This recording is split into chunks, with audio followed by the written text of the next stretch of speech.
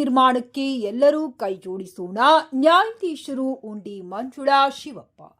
ಇಂದು ತಾಲೂಕು ಕಾನೂನು ಸೇವಾ ಸಮಿತಿ ವಕೀಲರ ಸಂಘ ಪುರಸಭೆ ಲಿಂಗಸೂರು ಇವರು ಸಂಯುಕ್ತ ಆಶ್ರಯದಲ್ಲಿ ಇಂದು ರಾಷ್ಟ್ರೀಯ ಸ್ವಚ್ಛತಾ ದಿನ.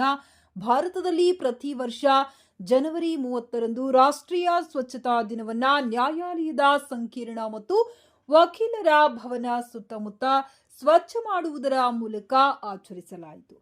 ಕೆಲಸದ ಸ್ಥಳ, ಮನೆಗಳು ಅಥವಾ ರೈಲ್ವೆ ನಿಲ್ದಾಣಗಳು, ಬಸ್ ನಿಲ್ದಾಣಗಳು, ಉದ್ಯಾನವನಗಳು, ಇತರ ಸಾರ್ವಜನಿಕ ಸ್ಥಳಗಳಲ್ಲೂ ಸ್ವಚ್ಛತೆ ಕಾಪಾಡಲು ಉತ್ತೇಜಿಸಲು ಈ ದಿನವನ್ನ ಆಚರಿಸಲಾಗುತ್ತದೆ.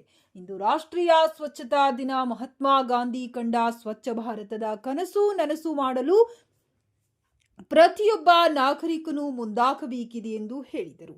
ಈ ಸಂದರ್ಭದಲ್ಲಿ ಬೋಪನಗೌಡ ಪಾಟೀಲ್ ಅಧ್ಯಕ್ಷರು, ವಕೀಲರ ಸಂಘ ಲಿಂಗಸೂರು ನಟರಾಜ್ ಮುಖ್ಯಾಧಿಕಾರಿಗಳು, ಪುರಸಭೆ ಲಿಂಗಸೂರು ಬಸಲಿಂಗಪ್ಪ ವಕೀಲರು, ಬಾಲರಾಜ ಸಾಗರ ಮಾನಮಟ್ಟಿ ವಕೀಲರು, ದೇವೇಂದ್ರ ನಾಯಕ ವಕೀಲರು, ಹನುಮಂತರೆಡ್ಡಿ ವಕೀಲರು ಹಾಗೂ ಪುರಸಭೆ ಅಧಿಕಾರಿಗಳು, ಸಿಬ್ಬಂದಿಗಳು, ಸ್ವಚ್ಛತಾ ಸಿಬ್ಬಂದಿಗಳು, ನ್ಯಾಯಾಲಯದ ಎಲ್ಲ ಸಿಬ್ಬಂದಿಗಳು, ವಕೀಲರು ಭಾಗವಹಿಸಿದ್ದರು.